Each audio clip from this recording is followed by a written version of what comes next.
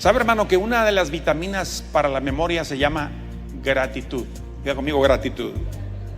Por gratitud entendemos la capacidad de reconocer y agradecer un beneficio que se tuvo o que se tendrá. Por eso Pablo dice que nuestras peticiones deben ser presentadas con acción de gracias, porque la gratitud es un imán que atrae la bendición de Dios. ¿Cuánto lo creen, hermanos?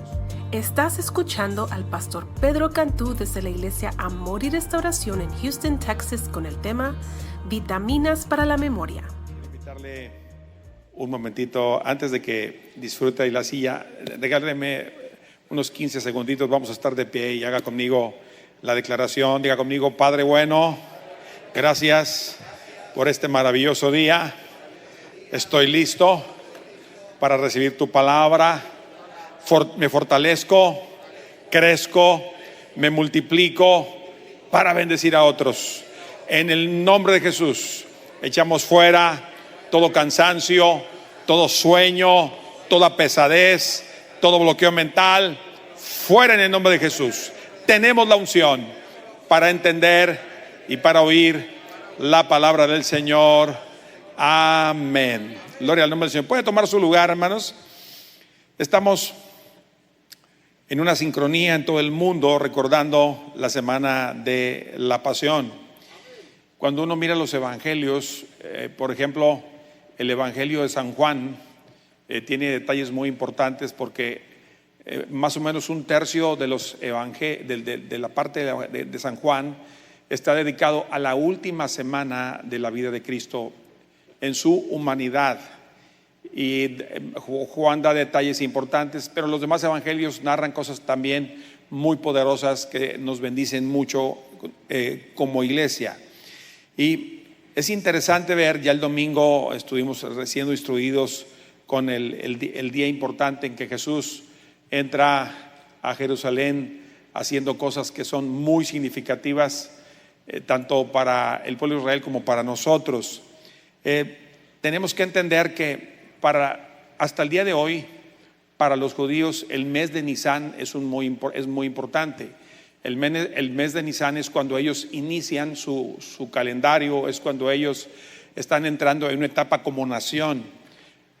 Tanto la iglesia del Señor como Israel coincidimos en la celebración de la Pascua. Ellos recuerdan cuando salieron de Egipto. Nosotros recordamos a Cristo como el Cordero Pascual, a Cristo como el Cordero, así como lo identificó el Juan el Bautista cuando dijo: he aquí el Cordero de Dios que quita el pecado del mundo. Y cada día de la última semana son días trascendentales. Por ejemplo, el domingo fue lo que llamamos la entrada triunfal.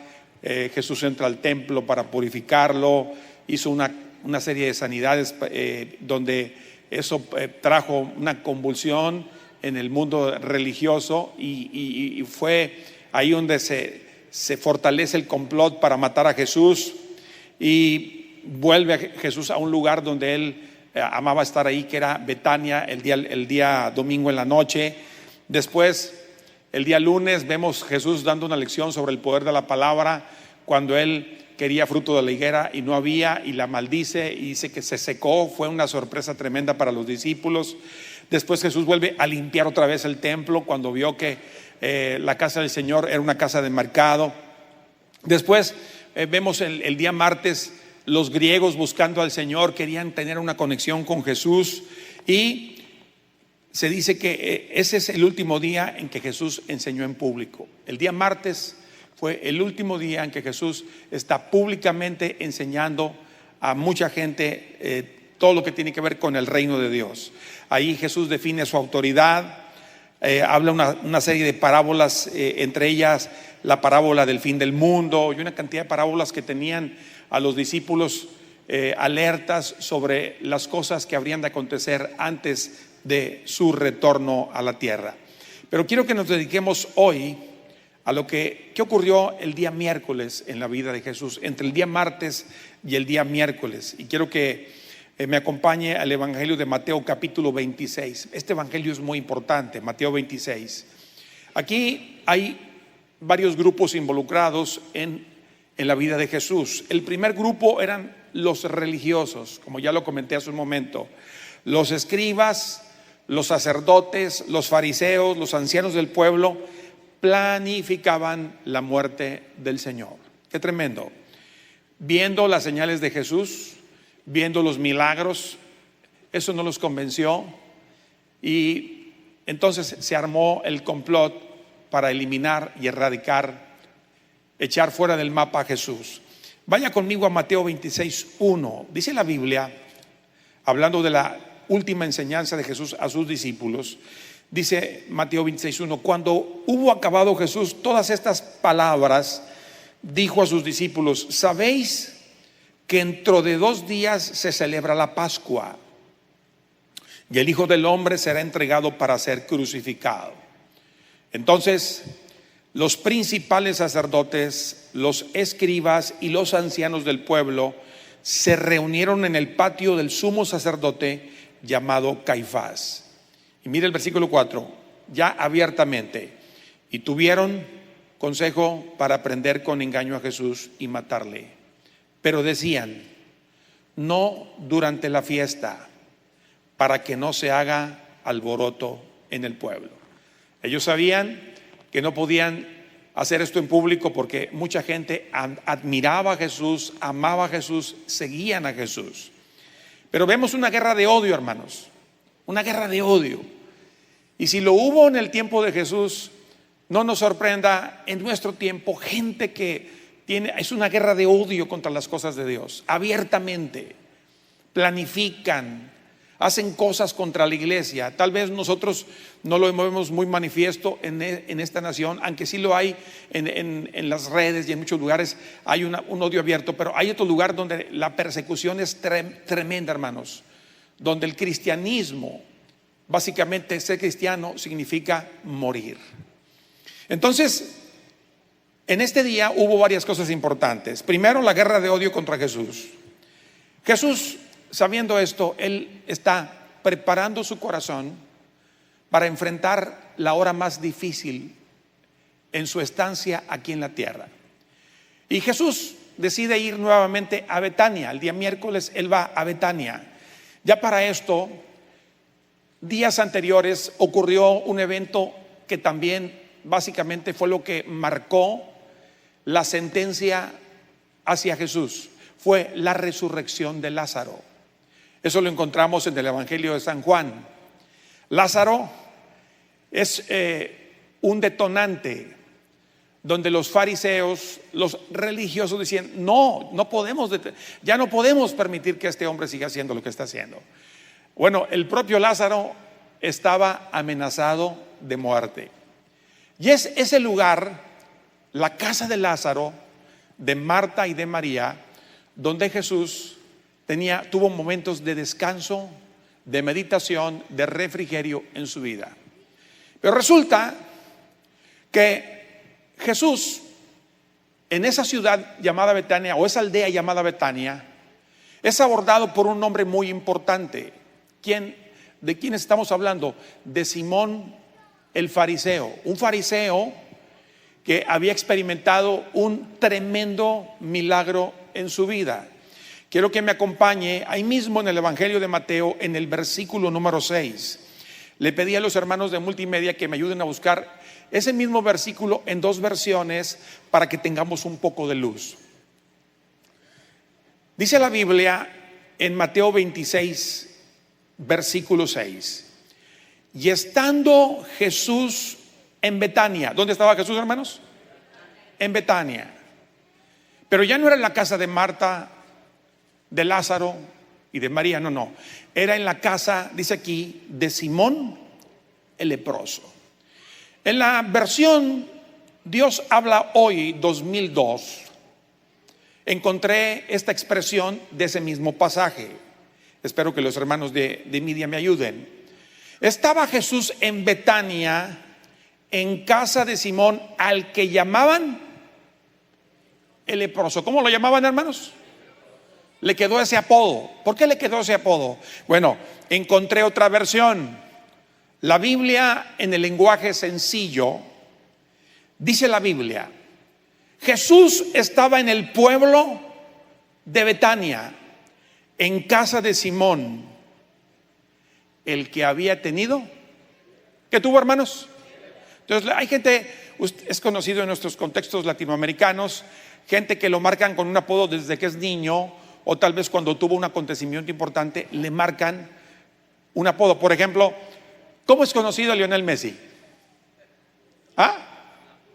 La Pulga, porque es pequeño y porque se involucra, se inmiscuye entre los jugadores que le pierden la huella, tiene una habilidad para perderse entre los contrincantes. Bueno, el término leproso en este pasaje da a entender que este hombre sufrió lepra en algún tiempo, pero estaba recuperado. Indudablemente, él fue bendecido por Jesús. La lepra, hermanos, consideraba a las personas de aquel tiempo una paria. La gente era excomulgada, la gente era marginada de su familia, de la sociedad. Una de las cosas que tenemos que tener en cuenta, sé que lo sabemos, pero no está de más repetirlo. La lepra provoca insensibilidad en el cuerpo humano. La gente que tiene lepra les pueden cortar la mano y no sienten. Compartí hace varios miércoles que en vida de nuestro hermano Víctor de León, él me compartió un testimonio que en una ocasión su pastor lo mandó a visitar un leprosario. Y él dice que fue muy desagradable la visita en ese lugar, porque él vio gente que se le caían pedazos de piel, pero no sentían. Fue tremendo. El espectáculo que él vivió era que gente de repente perdían algún miembro de su cuerpo y no sentían a causa de la lepra. Bueno, este hombre fue bendecido. En la Biblia tenemos varios casos de personas a las que Jesús sanó de lepra. Estaba un hombre, ¿se acuerda? Un hombre que dice que llevó a Jesús hincada a la rodilla, que tenía lepra. Le dijo: Señor, si quieres puedes limpiarme. Y Jesús lo tocó, que eso también no era muy común. Lo tocó y le dijo: quiero ser limpio, y al instante la lepra desapareció. Está el caso de aquellos 10 leprosos que el Señor les dijo que fueran a mostrarse ante los sacerdotes, y los 10 fueron limpiados. Fue un caso muy marcado en el tiempo de Jesús. Pero el caso de este hombre, él tenía razones para invitar a Jesús, porque él había sido sanado de algo que era muy vergonzoso en aquel tiempo. Aparte que él era fariseo, él conocía la ley. Entonces, aquí hago una pregunta, y quiero comenzar con esta pregunta: ¿cuál es nuestra respuesta ante un favor recibido? Este hombre recibió un favor. Este hombre fue bendecido por Jesús. Obviamente, por eso lo invitó a su casa. Entonces, pero yo hago la pregunta a nosotros: ¿cuál es nuestra respuesta ante un favor recibido? De hecho, el tema de esta noche se llama vitaminas para la memoria. Diga conmigo: vitaminas para la memoria. ¿Alguien aquí alguna vez ha experimentado que iba a buscar algo y no se acuerda que iba a ir a buscar? ¿A quién? No sé si solamente me ha pasado a mí. ¿Soy el único extraterrestre que le ha pasado eso? Que usted dice: ¿a qué vine? Nomás que no se le olvide a usted con quién se casó y todo está bien, ¿verdad? Pero es tremendo que dice: ok, o ahora abres el refrigerador y dices: ¿qué iba a sacar? Bueno, creo que Simón dejó de tomar algunas vitaminas para la memoria. ¿Sabe, hermano, que una de las vitaminas para la memoria se llama gratitud? Diga conmigo: gratitud. Por gratitud entendemos la capacidad de reconocer y agradecer un beneficio que se tuvo o que se tendrá. Decía la pastora en la oración: la gratitud también se anticipa a algo que espera que va a recibir por la fe. Por eso Pablo dice que nuestras peticiones deben ser presentadas con acción de gracias, porque la gratitud es un imán que atrae la bendición de Dios. ¿Cuánto lo creen, hermanos? Se dice que la gratitud es una fuente de bienestar interior que se propaga al mundo exterior. También se dice que la gratitud es un sentimiento que nos obliga a estimar el beneficio, nos empuja a estimar el beneficio o favor que se nos ha hecho o que se nos quiso hacer, pero también a corresponder a él de alguna manera. Yo creo que siempre que estamos conectados con Jesús, tenemos que estar listos porque cosas buenas van a ocurrir. ¿Cuántos lo creen, hermanos? Por eso cantábamos, nombre digno es. ¿Cuántos creen que Él es digno, hermanos? Una de ellas es el favor de Dios sobre nosotros. Creo que esta noche, cada uno de los que estamos aquí presentes, estamos conscientes que hemos sido bendecidos por Dios. Pregunto, ¿cuántos estamos conscientes que hemos sido bendecidos por Dios? Y no solamente bendecidos, hemos sido favorecidos por el Señor. Hermanos, qué hermoso es cada mañana despertarnos, mirar el sol, las nubes, los pajarillos que cantan, mirar tu familia, mirar que estamos completos, que te levantaste con una buena hambre, con deseos de vivir, con fuerza para trabajar. Porque está entendido que la gratitud aporta un sentido al pasado. Cuando vemos al pasado, decimos gracias porque tú has estado conmigo, Señor. Has estado con mi familia, has estado en mis situaciones. Entrevistaban hoy a un hombre, ya ven que hubo una tragedia el día de ayer o antier del puente, creo que fue en Baltimore, el puente que fue derribado por el transatlántico, por aquel barco de carga. Y entrevistaban a un hombre que dijo, yo tenía que haber estado allí, pero el turno me lo cambiaron. Él dijo, volví a nacer. Hermanos, el estar aquí es un regalo de Dios. El estar con vida es un regalo de Dios. Hermanos, se dice que la gratitud es la garantía de una mejor vida. Diga conmigo, la gratitud, diga conmigo, es mi garantía de una mejor vida. Se dice que la gratitud es una herramienta tan poderosa para convertir nuestros sueños en realidad. Se dice que un joven que estaba estudiando y con mucho esfuerzo estaba pagando sus estudios y de repente se le vino un gran hambre. ¿Qué joven no tiene hambre? Los jóvenes, yo dije, bueno, eso se pueden comer una vaca entera y siguen comiendo. Sentía un hambre. El problema es que no tenía dinero para almorzar. Pero él decide vencer la vergüenza que le daba para pedir algo de comer. Él se da cuenta que cada vez que iba a la escuela había una casa donde veía entrar y salir personas, especialmente a una joven. Y decidió tomar valor, perdió los nervios, toca la puerta y casualmente quien abrió fue esa joven que él había visto otras ocasiones. Y él tenía tanta hambre, pero en lugar de pedir comida, solamente pidió un vaso de agua porque le dio un poco de vergüenza. Pero dijo, con la sed que me se tranquilice, podré seguir adelante el resto del día. Esta joven lo vio y se dio cuenta que tenía hambre. No era agua lo que le hacía falta, era algo más. Porque a veces que los ojos hablan demasiado, ¿verdad, hermanos? Esta joven tuvo misericordia de él y en vez de darle un vaso de agua, le dio un vaso de leche. Él se lo tomó y lo disfrutó de una manera maravillosa. Este joven, sin embargo, le dijo, señorita, ¿cuánto le debo? Aquella joven le dijo, no me debes nada.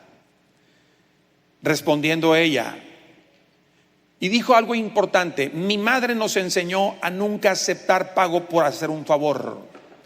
Entonces, le agradezco de todo corazón, le respondió el joven. Aquel joven llamado Howard Kelly se fue de aquella casa no solamente sintiéndose fortalecido en su cuerpo, sino que también su fe creció. Se dio cuenta que Dios usó a esta joven. Y antes de ir a pedir el vaso de agua, que se convirtió en un vaso de leche, él estaba a punto de rendirse y salir de la universidad. Muchos años más tarde, aquella joven, pasaron los años, se enfermó gravemente. Los doctores locales estaban muy preocupados. Finalmente le enviaron al hospital de una gran ciudad donde practicaba un famoso especialista en aquella enfermedad. Cuando el médico se dio cuenta del nombre de su nueva paciente y del pueblo de donde procedía, inmediatamente se levantó y fue a verla. La reconoció inmediatamente, volvió a su oficina resuelto de hacer todo lo posible para salvar su vida. La lucha fue larga, pero la señora se salvó. Por su parte, aquella dama andaba muy preocupada, sabiendo que el precio de su estancia en el hospital sería astronómico. Sin que ella supiese, el doctor envió órdenes que le pasaran la cuenta a él al final. Después de examinarla, escribió un mensaje al pie de la cuenta antes de que fuese enviada a la señora. Ella abrió aquella cuenta con gran temor, pensando que pasaría el resto de sus días pagándola. Finalmente miró, y cuál fue el asombro cuando leyó al pie de la lista de enormes cifras: todo pagado por completo con un vaso de leche, firmado por el doctor Howard Kelly, que fue el joven al que ella le dio aquel vaso de leche. Hermanos, es bueno ser agradecidos. Diga conmigo, es bueno ser agradecido. A Simón el fariseo creo que se le olvidó tomar un poco más de gratitud. Hermanos, ser sanado de lepra merecía la máxima expresión de gratitud hacia Jesús. Pero ocurrió algo. Aquel hombre invita a Jesús a su casa. Jesús no se resiste y dice: desde luego que voy a ir a tu casa. Y llegó con los discípulos, y estaba aquel hombre preparando la comida para Jesús y sus discípulos. Y en lo que está el Señor, en aquella reunión, él estaba sentado. Dice la palabra del Señor que una mujer interrumpe la reunión. ¿Quién era? Bueno, hay dos versiones. Dicen que era obviamente María, la hermana de Lázaro, que había visto el milagro de cómo su hermano fue restaurado a la vida, y después de estar 4 días en la tumba, Jesús lo volvió a la vida. Otros dicen que era la otra María, de la cual el Señor había sacado 7 demonios. Quien fuera, había gratitud. Diga conmigo, había gratitud. Dice la Biblia, acompáñame a Mateo 26, versículo 7. Vino a él una mujer con un vaso de alabastro de perfume de gran precio y lo derramó sobre la cabeza de él. Comenzó por la cabeza. Sentado a la mesa. Note, esta mujer no pidió permiso, porque para dar gracias no tenemos que pedir permiso. Para adorar no tenemos que pedir permiso. Para levantar nuestras manos no tenemos que pedirle permiso a nadie. Cuando amamos al Señor, nosotros expresamos nuestra gratitud, sea en la iglesia, sea en la casa, sea en el trabajo, sea manejando. Recuerdo el testimonio de nuestro hermano Ludwig Gómez, que él es hoy pastor, pero en aquel tiempo era director de alabanza. Dice que había un joven del grupo que era un joven muy agradecido con el Señor. Este joven cantaba en el coro. Y en aquel tiempo se usaban cassettes en los carros, vendían los estéreos, ponían un cassette. Y aquel joven estaba tan agradecido con el Señor, no tenía que esperar al ensayo, no tenía que esperar al tiempo del servicio. No. En su carro él colocó un cassette con alabanza al Señor y empezó a adorar al Señor. Iba manejando con mucho cuidado, pero iba exaltando al Señor. La sorpresa para él, cuando mira por el espejo retrovisor, en su carro, en la parte de atrás, iban 2 ángeles con sus manos levantadas. Gratitud, hermano, atrae la... Gracias por escuchar. Esperamos que el mensaje haya sido de bendición para tu vida. Si quieres formar parte de lo que Dios está haciendo en Amor y Restauración, puedes dar tu semilla o ver nuestros servicios en línea a través de nuestra página amoryrestauración.tv.